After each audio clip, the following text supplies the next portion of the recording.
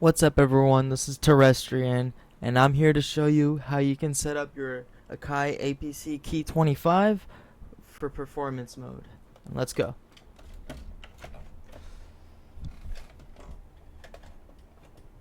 Alright, so let's get this out of the way first, okay? So the AKAI APC Key 25 is built for Ableton, and we all know that.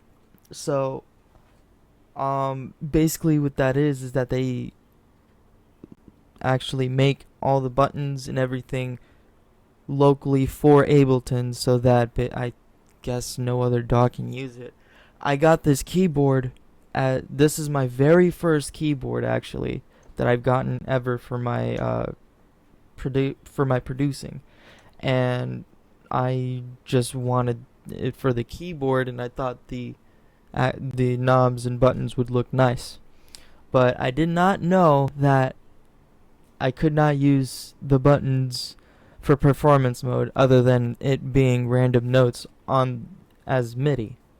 So what I decided to do was try to look up online how to basically change the buttons, basically trick the system to say, hey, instead of pressing this key, you press this other key in its place.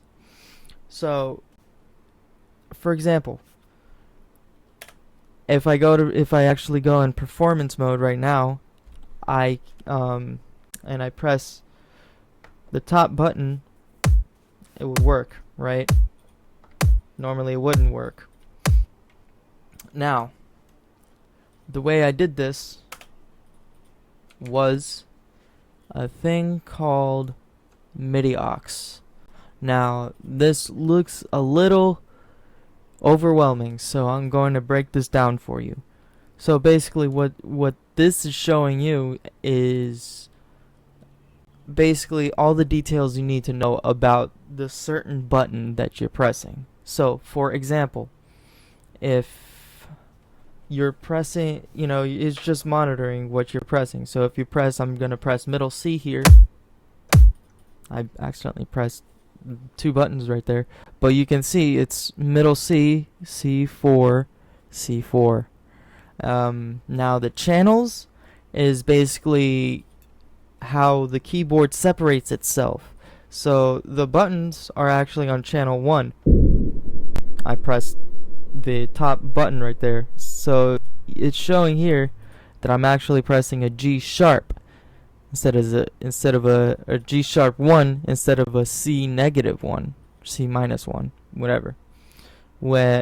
So that is basically what this whole program is supposed to do. Now, you're supposed to get this MIDI Ox and also Loop B MIDI, which basically what it is, it's a driver that basically can think of it as a plug. You gotta plug it in so that you could press it into the computer and it makes the noisy clicks that you like. So first off, when you first open this, it's not going to actually look like this. So what you're gonna have to do, you have to press the display raw input and output, and those probably might be in full screen. I don't exactly know how I got that to work, but I just messed around with the program enough to where I got it to these two screens. So now you can see that I'm pressing the G sharp instead of the C.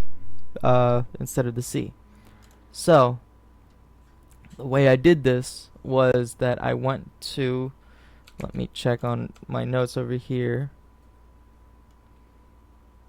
Options, MIDI device. So first I have to tell MIDI Ox that I'm using my AKAI APC Key 25, which is on the input, and it'll go out from the Loop B internal MIDI, which we will get into that first in a second as to why it's important to put this as an output. So we did that. We still get everything. There's stuff's going around here and everything that you like. So another thing to do is when you go online, you're going to want to go to an it's like a basically MIDI note numbers. I searched up note numbers this last few days just for just for kicks. But basically, you're gonna want to look at this first number and these notes. So the number and then the notes. So you're gonna want to look for the input first, which for me was G sharp or A flat. So for me it was 32, and I wanted to go to C negative 1, which is like the lowest point of the lowest note you can play on a MIDI keyboard or a MIDI anything. And that obviously is going to be 0 note. 32 note, 0 note for me. So once I find that out, you go to options and then data mapping. I'm actually going to delete this here so I can show you guys exactly how to do it. So you go to options, data mapping, and then insert. Now here is very important because this is where you tell the program and the computer what to do and what not to do, right? So in the channels, remember when I was talking about the channels, the buttons actually have their own channels. Channel 1, this is the keys. That's channel 2. I think it has 16 channels, but I don't know what they're all used for. So the buttons are channel 1. You see it's playing that C, but it's supposed to be playing that G sharp. So let's pretend that that's there. So channel 1, event type, I go note off and note on, or note on and note off, because I want to, because I want to be neat, and it's gonna be a lot on these keys. But okay, so remember when I told you about the MIDI notes? That's where these note numbers come in right here. So for me it's 32, not negative 32. And then on the output you leave these alone except these. So instead of -1 there's 0. You leave everything the same because basically match input is matching what this is. It's going to say the same thing. So after that, this is probably not going to be checked on, but you're going to have to check on turn map on after OK. So you check that and you press OK. And you should have the C -1 that we all need and love so much. So now we actually have to go into FL Studio now. If you didn't already open that up. Oh, I forgot. That's why I made these notes.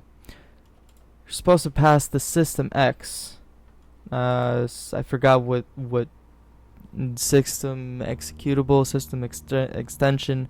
I don't know, but you're supposed to pass this. You're supposed to check this so that you can actually get it to work. So I minimize this. MIDI mapping. I did that.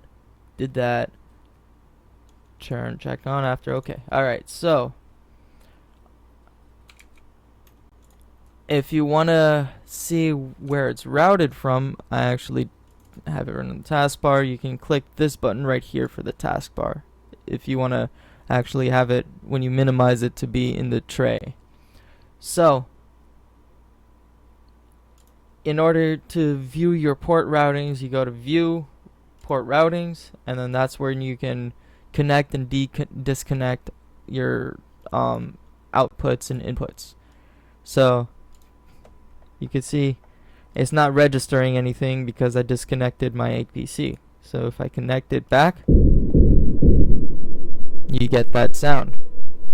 So it's going from the APC to the driver to MIDI Ox to FL Studio.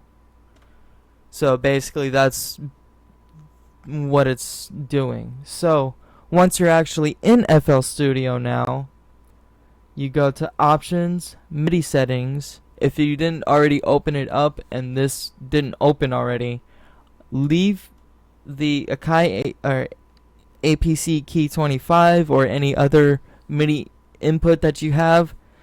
Keep that disabled, because if you enable it, it's going to come up with this message and you don't want that. So you disable it and then you enable the loopy internal MIDI. And then you should start getting some noise. And then once you press play, and you're getting the sound. So that's basically how you do it. It's kind of a rough, very brute force way, but it's basically the only way I know how to actually keep it running. I don't know exactly how to change the lights on them, but the fact that I can actually have lights on in the first place is, since I'm that kind of person, I like lights, so it's not a bother to me. I would like to configure lights at some point, but that's not a problem to me. So, yeah, you can basically link all the notes and everything to whatever note you want. And yeah, so if you appreciated this, if you enjoyed it, if you liked it, hit the like button, hit the subscribe button, hit the bell, and I will get you in another video. Peace.